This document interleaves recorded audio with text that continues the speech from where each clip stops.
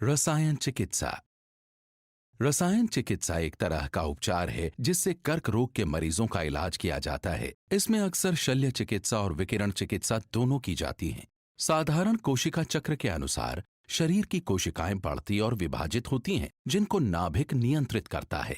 नाभिक के अंदर आनुवांशिक पदार्थ या डीएनए होता है, जिसमें इस प्रक्रिया का संचालन करने के लिए आवश्यक जानकारी मौजूद होती है। अगर नाभिक के अंदर का डीएनए क्षतिग्रस्त होता है तो यह अपने आप को खुद ही ठीक कर लेता है या फिर कोशिका को खुद को मारने का निर्देश भेजता है।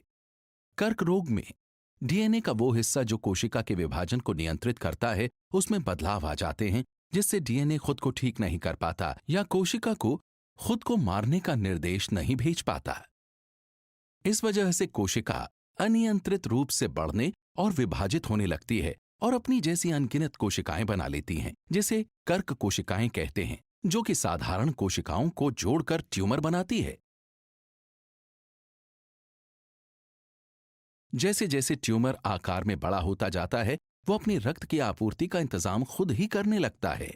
कर्क कोशिकाएं साधारण कोशिकाओं की तरह आपस में अच्छे से जुड़कर नहीं रहती हैं। वो टूटकर अलग हो जाती हैं और पास की रक्त वाहिकाओं में जाकर शरीर के दूसरे भागों में फैलने लगती हैं। इस प्रक्रिया को मेटास्टैसिस कहते हैं। मेटास्टैसिस के दूसरे आम हिस्से हैं फेफड़े, यकृत, हड्डी और मस्तिष्क।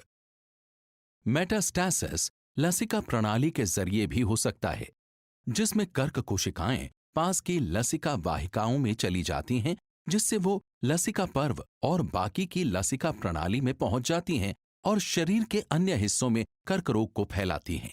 रसायन चिकित्सा में तेजी से बढ़ने वाली कोशिकाएं, जो कि साधारणतः कर्क कोशिकाएं होती हैं, उनको निशाना बनाया जाता है, जिससे कोशिकाओं का विभाजन कम होने लगता है और कर्क कोशिकाएं मरने लगती हैं और ट्यूमर छोटा होने लगता है। अधिकतर रसायन चिकित्सा की दवाइयां दैहिक रूप से काम करती हैं और विभिन्न अंगों में मौजूद मेटास्टैटिक कर्क कोशिकाओं में पहुंचने के लिए रक्त वाहिकाओं में घुसती हैं। हालांकि ये कर्क कोशिकाओं और साधारण कोशिकाओं में अंतर समझ नहीं पाती और अक्सर साधारण कोशिकाओं पर हमला कर देती हैं, जैसे कि अस्थि मज्जा,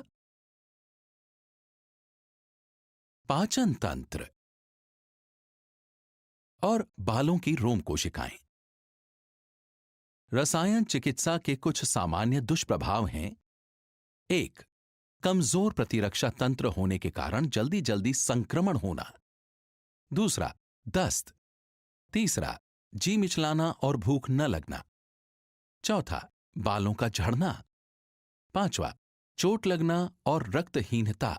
रसायन चिकित्सा का उद्देश्य होता है ट्यूमर वाले हिस्सों, साथ ही मेटास्टैसिस के अन्य हिस्सों में मौजूद कर्क कोशिकाओं को कम करना। कर्क रोग के इलाज के लिए रसायन चिकित्सा प्राथमिक या माध्यमिक उपचार है, जिसमें शल्य चिकित्सा द्वारा अंग काटना और विकिरण चिकित्सा शामिल है। रसायन चिकित्सा की दवाइयां दैहिक रूप से गोलियों, कैप्सूल या तरल पदार्थ के रूप में मुंह से, नसों से या मांसपेशियों द्वारा या स्थानीय तरीकों से दी जाती हैं, जैसे कि वक्ष या मूत्राशय के ट्यूमर के लिए नलिका,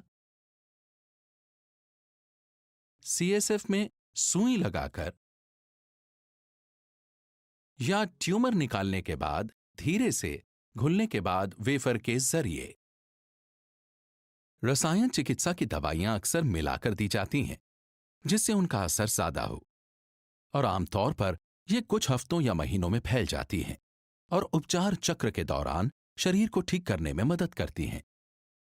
साथ ही साथ ज्यादा से ज्यादा कर्क कोशिकाओं को खत्म करती हैं। रसायन चिकित्सा के मरीजों को आमतौर पर यह सलाह दी जाती है: 1. पूरी तरह से आराम करें। 2. पौष्टिक आहार लें। 3. दुष्प्रभावों का असर कम करने के लिए दवाइयां लें।